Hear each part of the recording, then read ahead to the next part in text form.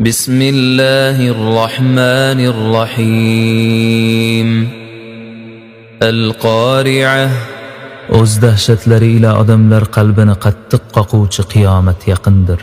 Mal qari'a O'sha qattiq qoquvchi nima? Va ma adraka mal qari'a Uning nimaligini qayerdan bilasiz?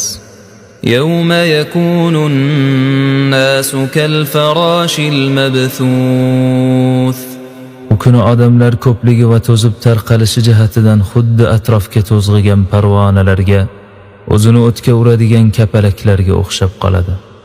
Va takunul jibalu kal-'ihnil manfush Tog'lar titilgan har xil rangli yunglar kabi havoda uchib yuradi. Fa amma man thaqulat mawazinuhu fahuwa fi 'ishatin radiyah U kuni kimning yaxshi amallari tarozida og'ir bossa, u jannatda hamma rozi bo'ladigan hayotda bo'ladi. Wa amma man khaffat mawazinuhu fa ummuhu hawiyah Kimning yaxshi amallari tarozida yengil kelib, yomonliklari bosib ketsa, uning